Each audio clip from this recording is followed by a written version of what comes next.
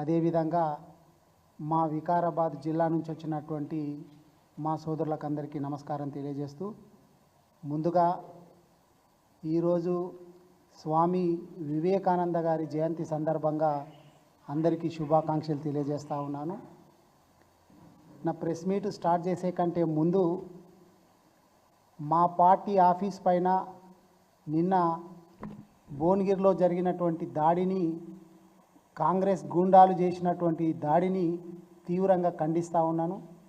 ఈరోజు కూడా మా నాయకులను, కార్యకర్తలందరినీ కూడా అరెస్టు చేయడాన్ని కూడా ఖండిస్తున్నాను. వాళ్ళను బేషరతుగా విడుదల చేయాలని చెప్పి కూడా డిమాండ్ చేస్తూ ఉన్నాను. ఇక ఈరోజు దానికి వచ్చేసి రేవంత్ రెడ్డి గారు అధికారంలోకి రాకంటే ముందు పిసిసి ప్రెసిడెంట్గా ఉన్నప్పుడు 6 గ్యారంటీల గురించి మాట్లాడుతూ ఒక మాట చెప్పిండు. ఆయన 6 గ్యారంటీలు కాంగ్రెస్ పార్టీ చూసుకుంటుంది, సోనియమ్మ చూసుకుంటుంది, నేను 7వ గ్యారంటీ కూడా ఇస్తున్నా.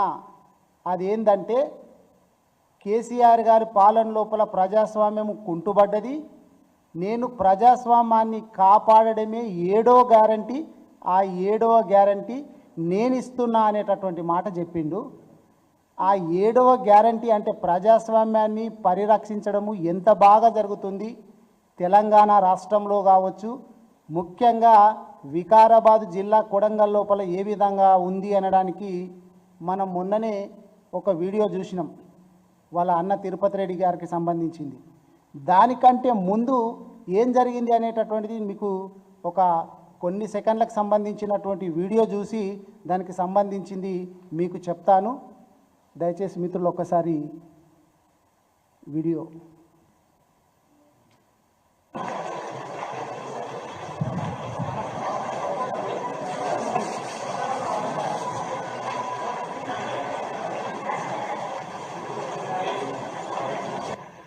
అక్కడికి ఆపండి ఒక్కసారి.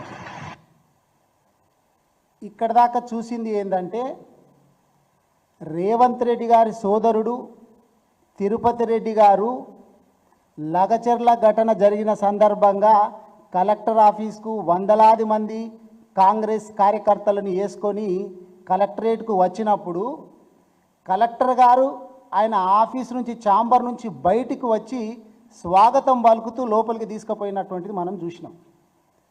మనము చాలా సందర్భాల్లో చూస్తున్నాము, ప్రజల చేత ఎన్నికైనటువంటి ఎంపీపీలు పోయినా, జెడ్పీటీసీలు పోయినా, మున్సిపల్ చైర్పర్సన్స్ పోయినా, చివరికి ఎమ్మెల్యేలు పోయినా కానీ ఎవ్వరు కూడా ఇట్లా బయటకు వచ్చి అయితే తీసుకుపోగా నేను చూడలే కలెక్టర్.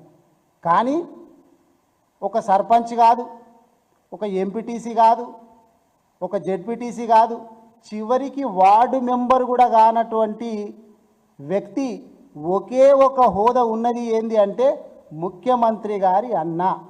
ఆ ఒక్క హోదా ఉన్నట్టు దాంతో బట్టి కలెక్టర్ గారు బయటకు వచ్చి స్వాగతం పలుకుతూ లోపలికి తీసుకుపోయింది మనం చూసినాం. Next video.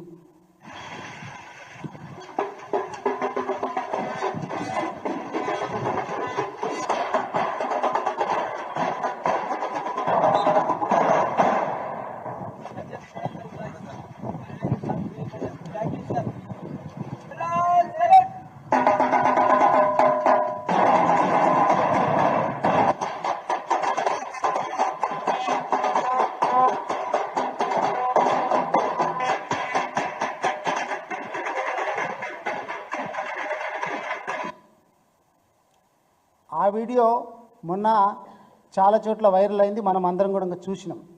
దాంట్లో ముఖ్యమంత్రి గారి అన్న తిరుపతి రెడ్డి గారు ఉన్నారు, పోలీసు వాళ్ళు ఉన్నారు, కలెక్టరు, ఇతర అధికారులు ఉన్నారు, స్టూడెంట్స్ కూడా ఉన్నారు అక్కడ.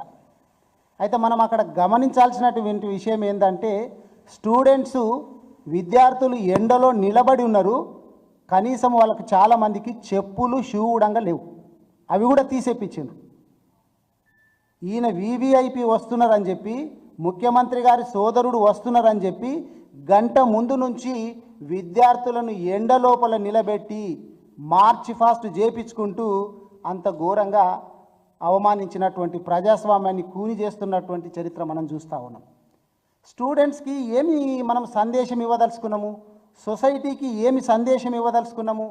ఎందుకంటే మనం ఎప్పుడన్నా విద్యార్థులను పోయి నువ్వు భవిష్యత్తులో ఏం కావాలనుకుంటున్నావు అంటే వాళ్ళు చాలా గొప్పగా నేను కలెక్టర్ను కావాలనుకుంటున్నా, నేను పోలీసు కావాలనుకుంటున్నా, నేను డాక్టర్ కావాలనుకుంటున్నా, ఇంజనీర్ కావాలనుకుంటున్నా అని చెప్పి చెప్తుంటాం.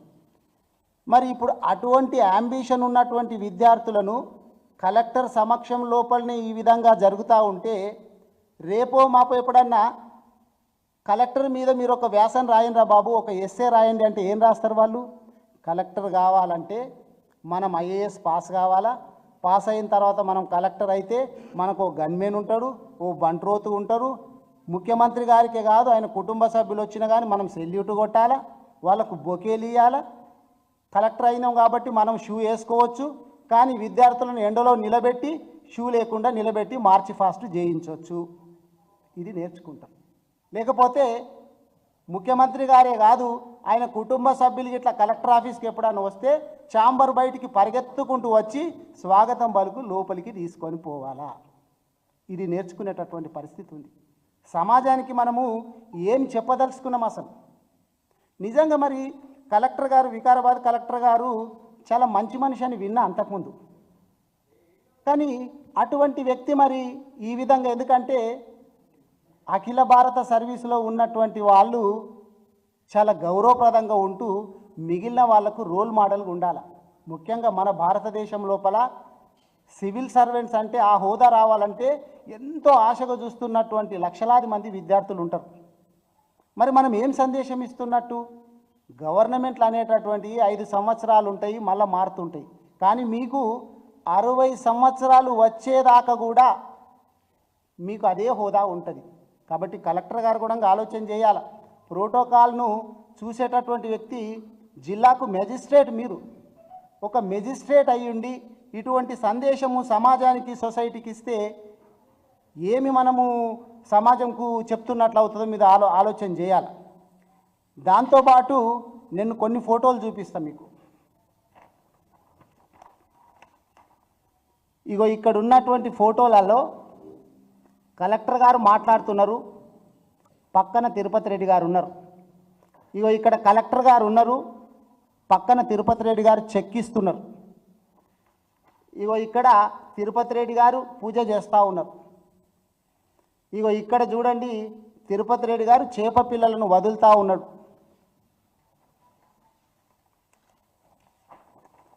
దీంట్లో ఇంకా చాలా క్లియర్గా ఉంది, చాలా క్లియర్గా కనిపిస్తుంది. భూమి పూజ, young India integrated residential schools, ఇంత క్లియర్ దానికి ఇక్కడ భూమి పూజ చేస్తున్నారు. ఎవరు చేస్తున్నారు? వార్డు మెంబరు కూడా కానటువంటి వ్యక్తి ఇక్కడ ఇంటిగ్రేటెడ్ రెసిడెన్షియల్ స్కూల్స్కి భూమి పూజ చేస్తున్నారు. అంటే శిలాఫలకాలు వేసిన, అంటే శంకుస్థాపనలు చేసిన, ప్రారంభోత్సవాలు చేసిన, సీఎం రిలీఫ్ ఫండ్లు ఇచ్చిన, కళ్యాణ లక్ష్మి, షాదీ ముబారక్ చెక్కులు ఇచ్చడా, ఇవన్నీ కూడా వాళ్ళ అన్న ద్వారా చేపిస్తూ ఉన్నారు.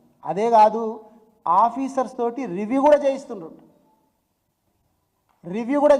అంటే రేవంత్ రెడ్డి గారు ఇవ్వదలుచుకున్నటువంటి 7వ గ్యారంటీ అయినటువంటి ప్రజాస్వామ్యాన్ని కాపాడుతా అని చెప్పి ఏదైతే చెప్పిండో ఎంత బాగా కాపాడుతున్నాడో మనం చూస్తున్నాం. ఇప్పుడు టెంకాయలు కొట్టిపోతున్నారంట ప్రారంభోత్సవాలంటే, మరి శిలాఫలకాలు వేస్తే కూడా బాగుంటుందేమో అనేటటువంటిది నా ఆలోచన. ఎందుకంటే శిలాఫలకం వేస్తే ఎమ్మెల్యే గారు అని కింద పేరు రాస్తాం, పేరు రాసేసి కింద ఎమ్మెల్యే ఉంటే ఎమ్మెల్యే, ఎంపీ ఉంటే ఎంపీ, ఏది ఉంటే అది రాస్తాం. మరి ఇది కూడా శిలాఫలకాలు ఒట్టి టెంకాయలు కొట్టిపోవుడు కాకుండా శిలాఫలకాలు వేపించి తిరుపతి రెడ్డి గారు కింద ముఖ్యమంత్రి గారి అన్న అని రాసి పెడితే బాగుంటుంది. శిలాఫలకాలు ఎందుకు బంద్ చేస్తున్నారు? మరి ఖాళీ టెంకాయలు కొట్టిపోవడం ఏంది? శిలాఫలకాలతో పాటు పేరు రాయాలా, కింద అర్హత వచ్చేసి ముఖ్యమంత్రి అన్న అని రాస్తే బాగుంటుంది అనేటటువంటిది నా ఆలోచన. ఈయన ఎవరు మరి? ఈయన ఎక్కడ మనకు ఏ సందర్భాల్లో కూడా చూసినాము అంటే లగచెర్ల ఘటన మనందరికీ తెలుసు. మొత్తము రాష్ట్రాన్నే కాదు యావత్ దేశాన్ని కూడా మొత్తం ఈ సంఘటన అందరిని కూడా దిగ్భ్రాంతికి గురి చేసింది, రైతులను, అదేవిధంగా మా నరేందర్ రెడ్డి మాజీ ఎమ్మెల్యే పైన అక్రమ కేసులు పెట్టి దాదాపు 40 రోజులు జైల్లో పెట్టిండ్రు. ఆ కేసు లోపల రైతులు భూమి గిట్లా ఇవ్వకపోతే తన్ని తీసుకుంటాము అన్నటువంటి వ్యక్తి ఈ తిరుపతి రెడ్డి గారు. అదే కాకుండా రేవంత్ రెడ్డి గారి సొంత గ్రామమైనటువంటి కొండారెడ్డిపల్లికి సంబంధించినటువంటి మాజీ సర్పంచ్ సాయిరెడ్డి గారు చనిపోతూ సూసైడ్ నోట్ రాసిండు. రేవంత్ రెడ్డి బ్రదర్సే నా చావుకు కారణము, అందులో కూడా ఈయన ఉన్నారు. మరి దాని మీద మరి ఇప్పటి వరకు ఎఫ్ఐఆర్ కూడా బుక్ కాలే.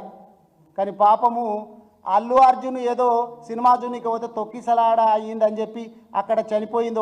చనిపోవడం అనేది ఖచ్చితంగా అందరు కూడా బాధపడాల్సినటువంటి విషయమే.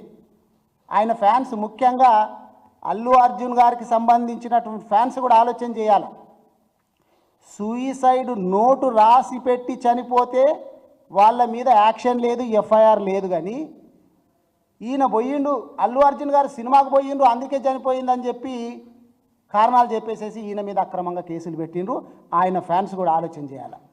ఇంకా దుర్గం చెరువు, మనకు లేక్ తెలుసు, దుర్గం చెరువు బఫర్ జోన్ లోపల 600 గజాల ఇల్లు కట్టుకున్నటువంటి వ్యక్తి ఈ తిరుపతి రెడ్డి గారు. ఆయనకు హైడ్రా నోటీసులు కూడా ఇచ్చింది. ఆయన సమాధానం కూడా చెప్పిండు, నాకు కొంచెం సమయం కావాలా, మేము తీసుకున్నప్పుడు మాకు ఇదంతా తెలియదు అని చెప్పి సమయం అడిగిండు. కానీ హైడ్రా ఇప్పటి వరకు మాత్రం ఆ ఇల్లు టచ్ చేయలే. ఆ ఇల్లే కాదు, నిజంగా చెప్పాలంటే రేవంత్ రెడ్డి గారి ఇల్లు కొడంగల్లో కూడా చెరువు లోపలనే కట్టి ఉన్నది. దానికి సంబంధించినటువంటి ఆధారాలు కూడా తొందర లోపల బయట పెడతాము.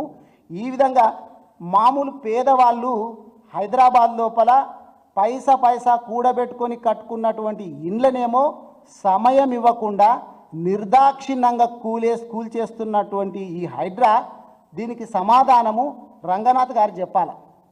ఆయన కూడా ఒక సివిల్ సర్వెంట్.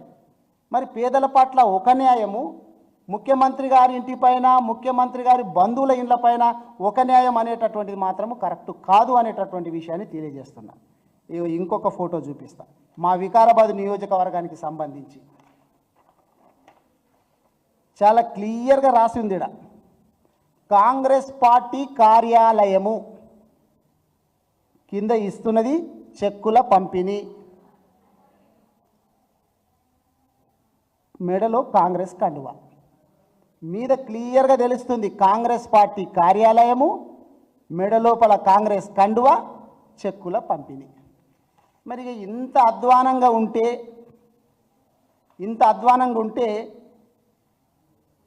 ప్రజాస్వామ్యం ఎటుపోతున్నది అనేటటువంటిది మనం ఆలోచన చేయాలి. ముఖ్యమంత్రి గారు ఇస్తున్నటువంటి 7వ గ్యారంటీ ఏ విధంగా అమలు అవుతున్నది అనేటటువంటిది ప్రజలందరూ కూడా ఆలోచన చేయాలని చెప్పి నేను కోరుకుంటున్నా. నిజంగా పాపం మనం కూడా ఏం అనలేం, ఎందుకంటే ముఖ్యమంత్రి గారి బాధను కూడా మనం అర్థం చేసుకోవాలి. ఆయనకు చాలా బాధలు ఉన్నాయి. పోరు లోపల మళ్ళీ పలు రకాల పోరులు ఉన్నాయి ఆయనకు. ఒకటి ఇంటి పోరు లోపల ఏందా అంటే, గతం లోపల ఈయన 50 లక్షల బ్యాగులతోటి అడ్డంగా దొరికిపోయిన దొంగ కాబట్టి జైలుకు పోయి చిప్పకూడదు ఈయనొచ్చే. మరి ఇప్పుడు ఇంట్లో వాళ్ళు ఊరుకుంటారా? నువ్వేమైంది ముఖ్యమంత్రి అయినవు, ఇప్పటి వరకు వాళ్ళని జైల్లో పెడతలేవు, కేటీఆర్ను జైల్లో పెడతలే, వాళ్ళని జైల్లో పెడతలే, వీళ్ళని జైల్లో పెడతలే అని చెప్పి ఇంటి నుంచి ఒకటే పోరు. ఇక రెండవది ఇంటి నుంచి ఇంకో పోరు ఏంటంటే, వాళ్ళన్న రేవంత్ రెడ్డి గారి కంటే ఎక్కువ. ఎందుకంటే వికారాబాద్లో ఇప్పుడు ముఖ్యమంత్రి అంటే రేవంత్ రెడ్డి గారు అనుకుంటలేరు, వాళ్ళన్న తిరుపతి రెడ్డి గారే అనుకుంటున్నారు. ఎందుకంటే అన్ని అఫీషియల్ ప్రోగ్రామ్స్ మొత్తము తిరుపతి రెడ్డి గారే చేస్తున్నారు కాబట్టి అక్కడ ఒక పోరు స్టార్ట్ అయింది. ఇక వాళ్ళ పార్టీలో చూస్తుంటే సహచర మంత్రులందరూ కూడా కుర్చీలాట. ఈయన ఎప్పుడు కొంచెం పక్కకు జరిగితే కుర్చీ ఎక్కుదామా అని చెప్పి చాలా మంది కాసుకొని కూర్చున్నారు. ఆ పోరు ఒక దిక్కుంది. ఇక అధిష్టానంకు సంబంధించినటువంటి పోరు కూడా ఉంది. అధిష్టానంకు సంబంధించినటువంటి పోరు ఏంటిదంటే, ఈయన బడేబాయి తోటి టచ్లో ఉంటాడో ఆయన బీజేపీలోకి పోతాడు అనేటటువంటిది అదొక అనుమానం ఉన్నది అధిష్టానం దగ్గర. అదేగాక ఈయనేం గప్పాలు కొట్టొచ్చిండు అక్కడ అధిష్టానం దగ్గరికి పోయి అంటే, కారు మొత్తం బీఆర్ఎస్ పార్టీ మొత్తం ఖాళీ చేసేస్తా అని చెప్పి గప్పాలు కొట్టొచ్చిండు. అప్పుడు ఏదో కొంతమంది పోయిండ్రు, ఒక్కరు కూడా పోయే పరిస్థితి ఇప్పుడు లేదు. పోయిన నెల పరిస్థితి అతి దారుణంగా ఉండడమే కాదు, పోయినోళ్ళు కూడా మళ్ళీ కేసీఆర్ గారిని కేటీఆర్ గారిని మెచ్చుకుంటున్నటువంటి వీడియోలు మనం చూస్తున్నాం. కాబట్టి అక్కడ అధిష్టానం దగ్గర ఆ పోరు ఉన్నది. ఇంకా క్యాడర్ దగ్గర చూస్తుంటే క్యాడర్ దగ్గర ఏంటంటే క్యాడర్ ఏమో మావోడు అడ్డమైన హామీలు ఇచ్చి పెట్టిండు, మేము ఊళ్ళలో పోతే జనాలు కొట్టేటట్టున్నారు, మమ్మల్ని కాంగ్రెస్ కండు వేసుకొని పోతా అని చెప్పి క్యాడర్ భయపడుతున్నది. ఇప్పుడు ఎన్నికలు రాబోతున్నాయి, ఎట్లా తిరగాలని చెప్పి క్యాడర్ నుంచి ఒగపోరున్నది. ఇక జనాలు లేకపోతే వీఐపీలు సెలబ్రిటీలు ఈయన మస్తు కష్టపడుతున్నాడు పాపం. ఏంది అంటే నా పేరు జనాలు గుర్తుపెట్టుకోవాలని చెప్పి మస్తు కష్టపడుకుంటా ప్రజాధనాన్ని వృధా చేసుకుంటూ పెద్ద పెద్ద యాడ్లు ఇస్తున్నాడు. మనం టీవీలలో చూస్తున్నాం, న్యూస్ పేపర్లలో చూస్తున్నాం. ఎంత పెద్ద యాడ్లు ఇచ్చినా కానీ సెలబ్రిటీలు కావచ్చు, మామూలు యాంకర్ వీళ్ళందరూ కూడా ఈయన పేరు మర్చిపోతున్నారు. జనాల నుంచి ఈ పోరు ఒకటి పడ్డది. ఏం చేయాలో ఈయనకు అర్థమైతలేదు. ఉద్యోగుల నుంచి మనం ధర్నాలు చూస్తున్నాం. ఈ డిపార్ట్మెంటు ఆ డిపార్ట్మెంట్ అని కాదు, అన్ని డిపార్ట్మెంట్లు, ఓదిక్కు ఆశా వర్కర్లు, ఓదిక్కు సమగ్ర శిక్ష వాళ్ళకు సంబంధించింది, చివరికి ఈయనకు ప్రొటెక్షన్ ఇచ్చేటటువంటి పోలీస్ డిపార్ట్మెంటు హోంగార్డులు కూడా సమ్మె చేసింది. ఉద్యోగుల నుంచి ఒక పోరున్నది. విద్యార్థులు రోడ్డు మీదకి వచ్చి ధర్నాలు చేసి విద్యార్థుల నుంచి ఒక పోరున్నది. ఈయనకు చాలా ఇటువంటివి ఉన్నాయి. అప్పుడు ఏం చేసిండు, ఎలక్షన్స్ ఉన్నాయి కదా ఎంపీ ఎలక్షన్లు అని చెప్పి దేవుళ్ళ మీద మొత్తం ఓట్లు తినుకుంటూ వచ్చిండు. ఆడగూడంగా మొత్తం ఏం ఓట్లు కొన్నాడు. అప్పుడు భూకంపం వచ్చినా అక్కడి సూర్యుడు ఇక్కడ మొలిసినా నేను రుణమాఫీ చేసి తీరుతా అన్నాడు. చేయలేడు. దేవుళ్ళ నుంచి శాపాలు కూడా స్టార్ట్ అయిపోయినాయి. ఇక చివరికి ఏదో కేసులు ఇరికేయాలని చెప్పి అడ్డమైన కేసుల గురించి ప్రయత్నం చేస్తుంటే మొన్న కూడా మనం ఫార్ములా ఈకి సంబంధించినటువంటి కేసు పెట్టాలని చెప్పి కేటీఆర్ గారి మీద చాలా ప్రయత్నం చేసిండు. లాస్ట్కి వస్తే వాళ్ళు ఏం చేసిండ్రు, ఈ కేసులో మేమేం చేయలేకపోతున్నాము, కరెక్ట్గా సాక్ష్యాధారాలు ఏం లేవు అని చెప్పి ఏసీబీ లోపలింట్లో పోయి చేతులు ఎత్తేసినట్టు చెప్పేసిందట. మరి ఈయనకి ఇన్ని పోరులు ఇన్ని బాధలుంటే ఆయన ఫ్రస్ట్రేషన్ కూడా మనం అర్థం చేసుకోవాలి కదా. ఆ బాధ లోపల కేటీఆర్ గారిని ఏ విధంగానన్నా అరెస్ట్ చేయాలనేటటువంటి ఉద్దేశంతో మనం గత సంవత్సరం నుంచి చూస్తున్నాం. కొద్ది రోజులు ఫోన్ ట్యాపింగ్ చేసిండ్రు, ఆ వ్యవహారంలో కేటీఆర్ గారు ఉన్నారు, ఆయన అరెస్ట్ చేయాలని చెప్పి ప్రయత్నం చేసే అది పక్క కాయే. తర్వాత అంతకుముందు ఒక మున్సిపల్ ఉద్యోగి బాలకృష్ణ అనే ఉద్యోగికి సంబంధించి ఆయన ఏదో అరెస్ట్ అయితే దానికి సంబంధించింది ఆయన ద్వారా కూడా ఏమన్నా కేటీఆర్ గారిని లాగవచ్చా అని చెప్పి ప్రయత్నం చేసే, అది రెండవ ప్రయత్నము. ఇక మూడవ ప్రయత్నం వచ్చేసి జన్వాడ ఫామ్ హౌస్. ఇక ఫామ్ హౌస్ ఇట్లుంది అట్లుంది దాన్ని కూల్ చేస్తాము ఇది చేస్తామని చెప్పి దాంట్లో కేటీఆర్ గారిని లాగనికి అదొకటి ప్రయత్నం చేసే.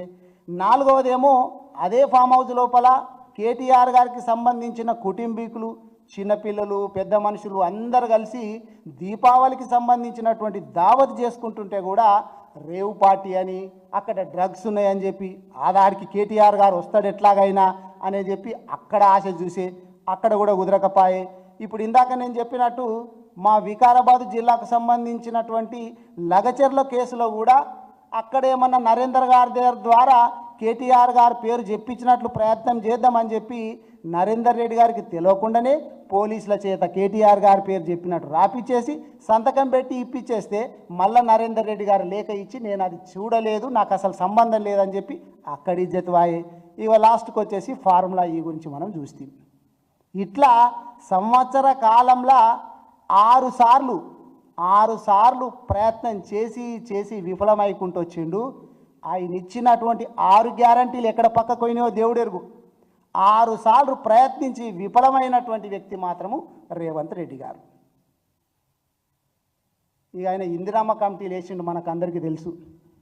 గ్రామాలల్లో కావచ్చు, మున్సిపాలిటీలలో కావచ్చు, ఇందిరమ్మల కమిటీలో సర్పంచ్లో ఉన్నటువంటి వ్యక్తులకు కానీ లేకపోతే కౌన్సిలర్లకు చాలామందికి అసలు తెలియదంట కమిటీలు వేసినట్టు.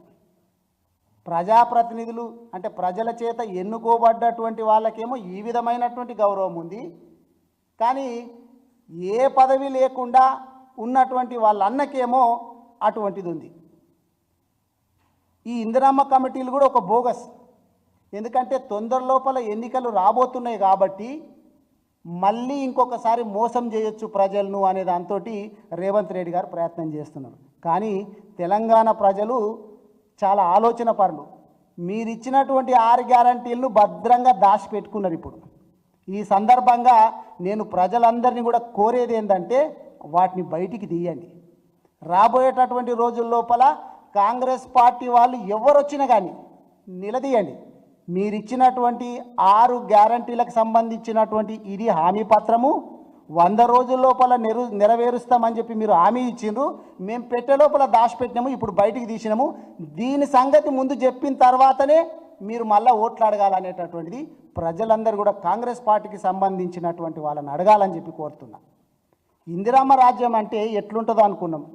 ఇందిరమ్మ ఇండ్లు దేవుడెరుగు, ఉన్న ఇండ్లను కూలగొట్టుడు ఇందిరమ్మ రాజ్యమా? ఇదేమి ఇందిరమ్మ రాజ్యము? ఉన్న సిటీని అంతా కూలగొట్టుకుంటా ఇంకా ఈయన 4th సిటీ, ఫ్యూచర్ సిటీ ఇవి ఉన్నదాన్ని ముందు చక్కగా చూసుకోవాలి కదా.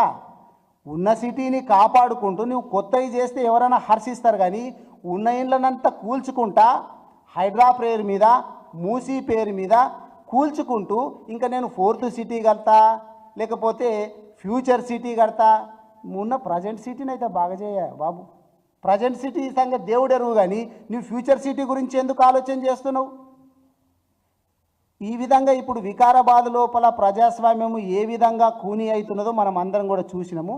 నిజంగా రేవంత్ రెడ్డి గారు అంత బిజీ ఉండి ఆయనకు శంకుస్థాపనలకు, ప్రారంభోత్సవాలకు, సీఎం రిలీఫ్ ఫండ్లకు ఇటువంటి వాటికి టైం కుదరకపోతే ఇప్పుడు మొత్తము రాష్ట్రానికి సంబంధించినటువంటి స్పీకర్ గారు కూడా వికారాబాద్ జిల్లా నుంచే ఉన్నారు. ఆయనకు అప్పగించండి, ఆయన కూడా చూసుకుంటారు కదా. ఎందుకు ఆయనకి ఇవ్వాలని లేదా? ఆయన మీద నమ్మకం లేదా? లేకపోతే ఆయనకు చేత కాదనా?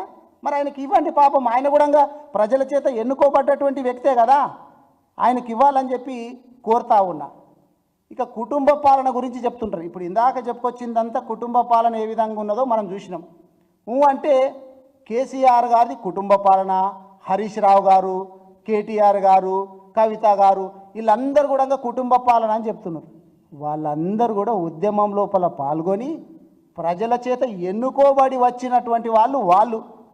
మరి నువ్వు పాల్గొనకపోతే ఏ ఉద్యమంలో, మీ అన్న పాల్గొనకపాయే, మీ అన్న ఏ ప్రజల చేత ఎన్నుకోబడకపాయే, కానీ మొత్తం వ్యవస్థ నడిపిస్తున్నది మరి మీ అన్న. అంటే కుటుంబ పాలన కేసీఆర్ గారి కుటుంబాందా, మీ కుటుంబాందా?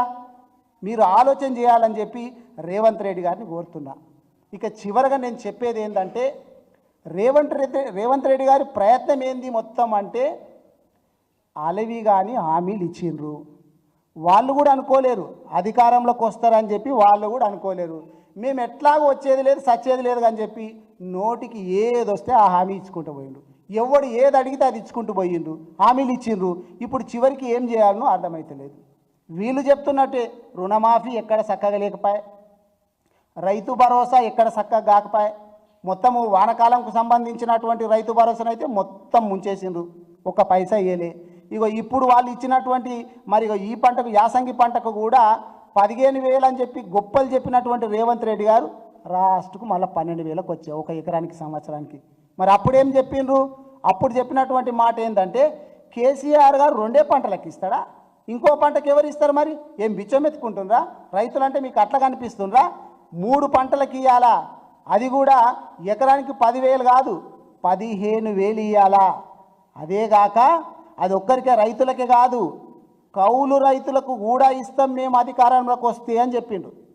రైతులకు మాత్రమే కాదు, చాలామంది ఆలోచన చేయాల్సింది ఏంటంటే మళ్ళీ మధ్యలోకి వచ్చినాక వీళ్ళు మాట మార్చి ఏం చెప్పిండ్రు, రైతులు కౌలు రైతులు అంట కూర్చొని మాట్లాడుకోవాలంట, పంచుకోవాలనో ఎవరు తీసుకోవాలనో. ఫస్ట్ ఇచ్చినటువంటి మాట ఏంటంటే రైతులకు ఇచ్చేది రైతులకు ఇస్తాము, కౌలు రైతులకు ఇచ్చేది కౌలు రైతులకు ఇస్తాము, దీంట్లో ఎటువంటి అనుమానం లేదు అనేటటువంటి మాట రేవంత్ రెడ్డి గారు చెప్పి మధ్యలోకి వచ్చే వరకు రైతులు కౌలు రైతులు కూర్చొని మాట్లాడుకొని వాళ్ళు డిసైడ్ చేసుకోవాలన్నమాట. అంటే వాళ్ళు కొట్లాడుకోవాలనా? ఇప్పుడు మీరు ఒక పథకం పెట్టి మహిళలందరూ కూడా ప్రయాణిస్తూ జుట్లు పట్టుకునే విధంగా అయితే కొట్లాడుకుంటుండ్రో ఆ విధంగా మళ్ళీ ఇక్కడ కౌలు రైతులు రైతుల పరిస్థితి కావాలనా మీరు చెప్పదలుచుకున్నటువంటి ఉద్దేశం? మీరు ఇవన్నీ చేస్తున్నాయంతా కూడా మీరిచ్చినటువంటి హామీల నుంచి అటెన్షన్ డైవర్ట్ చేయాలా, ప్రజల దృష్టి మరల్చాలా. ఏదో తిప్పలు పడి అప్పుడు ఎంపీ ఎలక్షన్స్ అప్పుడు 4 ఓట్లు సంపాదించుకున్నాము ఇదే మోసం చేసేసి, ఇప్పుడు కూడా మళ్ళీ స్థానిక సంస్థల ఎలక్షన్లు వస్తున్నాయి కాబట్టి మేము ఇవి చేస్తాం అవి చేస్తాం. ఇప్పుడు ఇందిరమ్మ ఇండ్లకు కూడా సంబంధించి అందరు ఫోటోలు తీసుకుంటున్నారట. ఫోటోలు అందరు తీసుకొని ఇప్పుడు మీ ఏమిటికాయ ఫోటోలు తీసుకుని మీ దగ్గర లేదా? ఎన్ని సర్వేలు చేస్తారు? మొత్తం సర్వేకి సంబంధించినటువంటి తెలంగాణ రాష్ట్రంకు సంబంధించినటువంటి వివరాలు మొత్తం కూడా మీ దగ్గర ఉన్నాయి కదా. మళ్ళీ ఫోటోలు దించుకునేందుకు? అప్పుడే ఇచ్చిండ్రు కదా ఇండ్లు ఎంతమంది కావాలనేటటువంటిది అప్పుడు ఇయ్యలేరా? ప్రజాపాలన అని చెప్పి పెడితే ఏడబోతాడా పెట్టి మొత్తం అన్ని డీటెయిల్స్ తీసుకుంటారు. మరి అప్పుడు తీసుకున్నటువంటివి ఉన్నాయి కదా. మళ్ళీ ఇదెందుకు ఇప్పుడు అందరు ఫోటోలు దించుతున్నారంట? ఎందుకంటే ఆశ కల్పించి మళ్ళీ 4 ఓట్లు దండుకోవాలనేటటువంటి ఉద్దేశంతో. కాబట్టి ప్రజలందరినీ కూడా నేను కోరేది ఏంటంటే మళ్ళీ ఒకసారి కాంగ్రెస్ పార్టీ లోపల చేతిలో మోసపోకూడదు. ఇప్పుడు చూస్తున్నాం ఏ విధంగా పాలన జరుగుతుందో. కేసీఆర్ గారు కూడా ఆ మధ్య ఒకసారి ఒక చర్చ ఒక టీవీ లోపల ఒక మాట మాట్లాడుతూ ఆయన ఒక మాట చెప్పిండ్రు, గాడిద ఉంటేనే కదా గుర్రం విలువ తెలిసేది అని. గాడిద ఉంటేనే కదా గుర్రం విలువ తెలిసేది అని చెప్పి రేవంత్ రెడ్డి గారి పుణ్యమా అని చెప్పి ఒక ముఖ్యమంత్రి ఏ విధంగా ఉండకూడదో, ఒక పరిపాలన ఏ విధంగా ఉండకూడదో రేవంత్ రెడ్డి గారిని కాంగ్రెస్ పార్టీని చూసి తెలంగాణ ప్రజలు నేర్చుకుంటున్నారు. మీరెన్ని అటెన్షన్ డైవర్షన్ సంబంధించినటువంటి కార్యక్రమాలు తీసుకున్నా, ఎంతమంది మీద అక్రమ కేసులు పెట్టినా బీఆర్ఎస్ పార్టీ భయపడదు.